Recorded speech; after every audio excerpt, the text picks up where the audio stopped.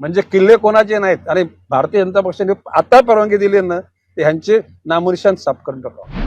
नाही, गणेश नाईकचं थोडं जास्त होत चाललेलं आहे.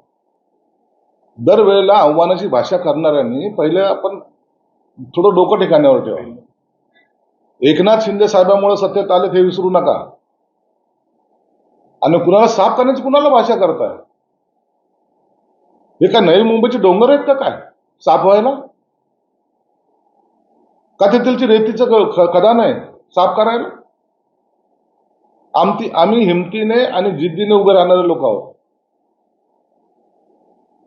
देवेंद्र फडणवीस साहेबांकडून काय तुम्हाला घ्यायचा आदेश तो घ्या ना, पण वारंवार बोलून तुम्हाला असं वाटत असेल की नाही आम्ही काहीतरी आहोत ही समजण्याची चूक करू नका. आम्ही ऐकतो याचा अर्थ असा होत नाही की आम्हाला काही कळत नाही. महायुतीचा धर्म आम्ही पाळायचा आणि तुम्ही बोलायचं हे आता सहन होणार नाहीये. मी सुद्धा मुख्यमंत्री साहेबांना बोलणार आहे.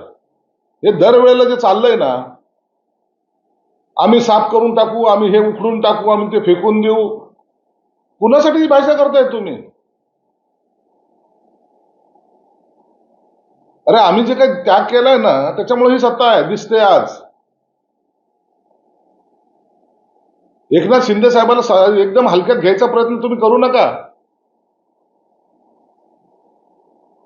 तुमची काय एवढी जर काही ताकद वगैरे असेल तर कारण सांगा देवेंद्र फडणवीस साहेबांना घेऊन टाका एकदाचा काय निर्णय घ्यायचा तो. परंतु वारंवार बोलून वारंवार दिसून साफ करून टाकू, संपवून टाकू, काय कशाला ही भाषा पाहिजे तुमची? आणि मग हीच भाषा जर आम्ही केली तर मग महायुतीमध्ये मिठाचा खडा. थोडंसं लिमिट असते.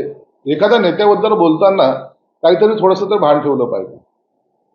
मी पुन्हा सांगतो, हे नवी मुंबईचे डोंगर नाही साफ करण्यासारखे.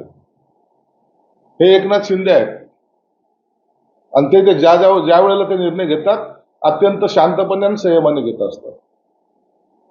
आजही आम्ही काय बोलत यासाठी नाही की महायुतीमध्ये कुठे बिघाड होऊ नये म्हणून. जर तुम्हाला वाटत असेल की महायुतीमध्ये बिघाड व्हावाच तर तुम्ही आव्हान देत बसा, आम्ही ते स्वीकारायला तयार आहोत. महाराष्ट्रातील सर्व बातम्यांचे विश्वासार्ह व्यासपीठ सकाळच्या सर्व सोशल मीडिया प्लॅटफॉर्मला लाईक, फॉलो आणि सबस्क्राईब करा. तसंच सर्व नोटिफिकेशनसाठी बेल आयकॉन प्रेस करायला विसरू नका.